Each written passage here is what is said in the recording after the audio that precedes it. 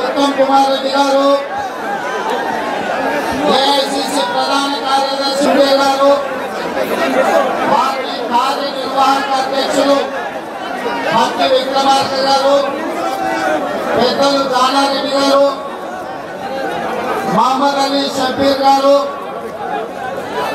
पेदलू माजी मंत्रिवर्युలు जयपाल रेड्डी गारू మనందరి అభిమాన నాయకుడు నన్ను కాంగ్రెస్ పార్టీలోకి రావాలని మొట్టమొదట ఆహ్వానించిన పెద్దలు పిసిసి మాజీ అధ్యక్షులు హనుమంతరావు గారు.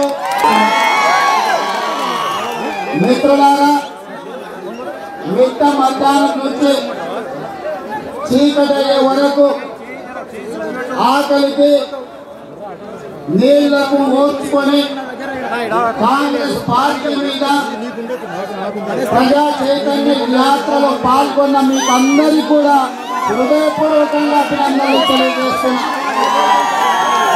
ఎందుకంటే ఎర్రటి ఎండాకాలంలో మంచి గుండెల్లో కాంగ్రెస్ పార్టీ పట్ల అభిమానం ఉంది కాబట్టి తాండూరు ప్రజలు టిఆర్ఎస్ పాలనలో కష్టాలలో ఉన్నారు కాబట్టి ఇవాళ ఈ టిఆర్ఎస్ గులాబీ చీడ విరగడి కోసం ఇక్కడ ఇన్ని వేల మంది ఇక్కడ వచ్చిందంటే శనిని దరిద్రాన్ని వదిలించుకోవడానికి ఇవాళ ఈ జూనియర్ కళాశాల మైదానంలో ఇన్ని వేల మంది వచ్చారు. ఇవాళ మీ ఉత్సాహం చూస్తుంటే పక్కలున్న కాట్నా నది తెగి జూనియర్ కళాశాల మైదానంలో వరదలు బారినట్టున్నారు. మీ అభిమానం చూస్తుంటే తాండూరు మీద మువ్వన్నెల జెండా ఎగిరినట్టే ఈ గడ్డ కాంగ్రెస్ పార్టీకి అడ్డగా మారిందని చెప్పి మేము ఉత్సాహాన్ని ఇంట్లో పెళ్ళైతే ఆడకూతురు కుడికాలు పెట్టి ఇంట్లోకి వస్తుంటే ఆ పక్కింటి తీటోడంట దాన్ని ఏమంటారంటే తీట బుద్ధి అంటారు. ఇవాళ ఈ రాష్ట్రంలో కల్వకుంట్ల చంద్రశేఖరరావు గారు ఇచ్చిన హామీలు ఏవైతే ఉన్నాయో డబుల్ బెడ్రూమ్ ఇల్లు కావచ్చు, దళితులకు గిరిజనులకు 3 ఎకరాల భూమి కావచ్చు, రైతులకు ₹1,00,000 రుణమాఫీ కావచ్చు, ఇంటికో ఉద్యోగం కావచ్చు, మైనారిటీ సోదరులకు 12% రిజర్వేషన్ కావచ్చు, లంబాడి సోదరులకు 12% రిజర్వేషన్ కావచ్చు. ఆ రకంగా చెప్పుకుంటూ పోతే ఎన్నో హామీలను ఇచ్చిన కల్వకుంట్ల చంద్రశేఖరరావు ఒక్క ఇచ్చిన తెలంగాణలో బంగారు తెలంగాణ కాస్త బొందల గడ్డ తెలంగాణగా మారి కల్వకుంట్ల చంద్రశేఖరరావు గారు ఒక గడిని 10 ఎకరాలను నిర్మించుకొని అక్కడ నిద్రపోతుంటే ప్రజలకు అండగా ఉండడానికి, ఆత్మహత్యలు చేసుకుంటున్న రైతాంగానికి మనోధైర్యం చెప్పడానికి మీకు అండగా సోనియమ్మ ఉన్నది. ఆ తల్లి అండగా ఉంటే రాహుల్ గాంధీ గారి నాయకత్వంలో తెలంగాణ రాష్ట్రంలో కాంగ్రెస్ పార్టీ అధికారంలోకి వచ్చి 4 కోట్ల తెలంగాణ సమాజాన్ని ఆదుకోవడానికి ఇవాళ ఈ తాండూరుకు మీ మధ్యలకు వచ్చి కూర్చున్నాం. ఈ తెలంగాణ సమాజానికి ఒక మనోధైర్యాన్ని ఇవ్వడానికి ఇవాళ కాంగ్రెస్ పార్టీ ప్రజా చైతన్య యాత్రను చేపట్టడం జరిగింది. సోదరులారా, వేదిక మీద ఉన్న మా పెద్దలకు కూడా విజ్ఞప్తి చేస్తున్నా, ఇది మొత్తం కరువు ప్రాంతం, మిట్ట ప్రాంతం, వరి పండించే అవకాశం లేదు. మా ప్రాంత రైతులు కందులు పండిస్తారు. సంవత్సరానికి ఒక్కసారి పండే కంది పంట ఈ ప్రాంతంలో కందులు పండిస్తాం. ఇవాళ ఈ రాష్ట్రమే కాదు, పక్క రాష్ట్రాలలో కూడా తాండూరు పప్పు అంటే తెలియనోళ్ళు లేరు. కానీ ఇవాళ హైదరాబాద్ లో ప్రతి వాడికి తాండూరు పప్పు, ఇక్కడ పండించిన కందులు, ఇక్కడ ఉన్నోళ్ళందరూ కూడా రైతులే. ఇవాళ గిట్టుబాటు ధర రాక మార్కెట్లకు పోయి అమ్ముకుంటే అమ్మిన కందులకు సొమ్ము రాక ఇవాళ రైతులు దివాలా తీసి చచ్చిపోతుంటే కనీసం ఈ తాండూరు బుటర్ఖాన్ ఒక్కసారి కందుల కొనుగోలు మార్కెట్ సందర్శన గాని లేకపోతే బిల్లులు రాక ఏడుస్తున్న రైతులను గాని ఒక్కసారి కూడా పరామర్శించలేదు. కాబట్టి ఇవాళ కాంగ్రెస్ పార్టీ నాయకులకు మా ప్రాంత బిడ్డలందరూ ఇంత పెద్ద దండలు ఎన్నో లక్షల పూలను కూర్చి ఇంత గజమాలను వేసిందంటే మా రైతులు ఎవరు ఆర్థికంగా ఉన్నోళ్ళు కాదు. రూపాయి రూపాయి జమేసి వాళ్ళ అభిమానాన్ని గుండెల నిండా నింపుకొని వాళ్ళ కష్టాలను చెప్పుకోవడం మొదలు పెడితే రోజులు కూడా సరిపోవు. కాబట్టి ఆ కష్టాలను ఆ కన్నీళ్లను మీ భుజాల మీద ఈ దండల రూపంలో బరువు పెడితే మా తాండూరు బిడ్డలను కాంగ్రెస్ పార్టీ గుర్తు పెట్టుకొని మా సమస్యల పరిష్కారం కోసం మా ప్రాంత అభివృద్ధి కోసం అధికారంలోకి వచ్చినప్పుడు మీరు మా కష్టాలు తీరుస్తారని ఇంత పెద్ద గజమాలను మేము వేయడం జరిగింది. ఈ గజమాల వెనకాల మా ఆనందం లేదు. ఈ గజమాల వెనకాల మా కన్నీళ్లున్నాయి, మా కష్టాలున్నాయి, మా కందులు పండించిన అప్పులున్నాయి, మా ఆవేదన ఉంది.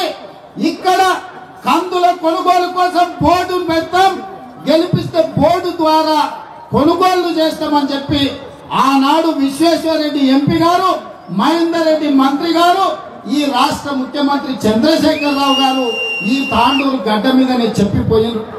4 ఏళ్ళైనా ఈ బోర్డు ఏర్పడలేదు. ప్రతిసారి మార్కెట్లో కందులు కొంటారని చెప్తారు. 4 బస్తాలు వాళ్ళు కొంటే మార్కెట్ లో బ్లాక్ మార్కెటింగ్ చేసేటోళ్ళు 4000 బస్తాలు కొని 5450 రూపాయలు గిట్టుబాటు ధర ఇవ్వాల్సిన ఈ మార్కెట్ లో 3000 రూపాయలకే రైతులు అమ్ముకోవాల్సిన పరిస్థితి వచ్చిందంటే మా ప్రాంత రైతుల కష్టాలు ఎత్తాలకు ఇస్తేనే మాకు గిట్టుబాటు. కాంగ్రెస్ పార్టీ అధికారంలోకి వస్తే మా కందులకు సరైన ధరనిచ్చే విధంగా కాంగ్రెస్ పార్టీ నిర్ణయం తీసుకోవాలని చెప్పి పిసిసి అధ్యక్షుల వారికి మా రైతాంగం తరఫున విజ్ఞప్తి చేస్తున్నా. ఇవాళ మనం ప్రజా చైతన్య యాత్ర పెట్టుకుంటే ప్రజల కష్టాల మీద మనం మాట్లాడుతుంటే తెలంగాణ సమాజం అంతా టీవీలలో చూస్తే తెలంగాణ పత్రికలలో ఈ రాతలు రాస్తే కేసీఆర్ దుకాణం బంద్ అయిందని చెప్పి మొన్న హైదరాబాద్ లో నిన్న కరీంనగర్ ప్రాంతంలో రైతు సమన్వయ సమితులు అని చెప్పి ఓ దిక్కుమాలిన సంత పెట్టుకున్నాడు. నేను పత్రికా మిత్రులను కూడా అడుగుతున్నా, టీవీ సోదరులకు విజ్ఞప్తి చేస్తున్నా, అయ్యా ఈ రైతు సమన్వయ సమితుల గురించి 6 నెలల నుంచి కేసీఆర్ రైతునైనా కలిసిందా? ఇవాళ మేము ప్రజల దగ్గరకు వస్తే టీవీలలో పేపర్లలో కాంగ్రెస్ పార్టీలు కనిపించకూడదని చెప్పి ఇవాళ రైతు సమన్వయ సమితి. ఇదేనా మీ పత్రికల విలువ? ఇవాళ మీరు ప్రజల కష్టాల మీద పోరాటం చేస్తుంటే ఇన్ని వేల మంది ఒక్క రూపాయి ఇవ్వకుండా, ఒక్క మంచినీటి బొట్టు తాగకుండా కాలేజీలో వచ్చి కూర్చుంటే, నిన్న వికారాబాద్ లో వస్తే, నిన్న చేవెళ్లలో వస్తే వాటిని ఎక్కడో మూలకు పెట్టి ఇవాళ కేసీఆర్ చెప్పిన దిక్కుమాలిన అబద్ధాలు పత్రికలలో ఇంతింత లావు అక్షరాలతో రాస్తే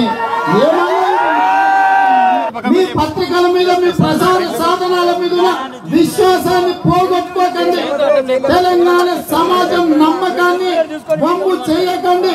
ఇవాళ ప్రజల కష్టాలల్లో ఆత్మహత్యలు చేసుకున్న 4000 మంది రైతు కుటుంబాలకు అండగా ఉండడానికి ఇక ఏ ఒక్క తెలంగాణ రైతాంగ బిడ్డ ఆత్మ బలిదానం చేసుకోవద్దు. మీరు బ్రతికుండండి. కాంగ్రెస్ పార్టీ అధికారంలోకి వచ్చి మీ కష్టాలు తీర్చడానికి ఈ తెలంగాణ ఇచ్చిన పార్టీగా, మీ కష్టాలు తెచ్చిన పార్టీగా మేము అండగా ఉంటున్నాం.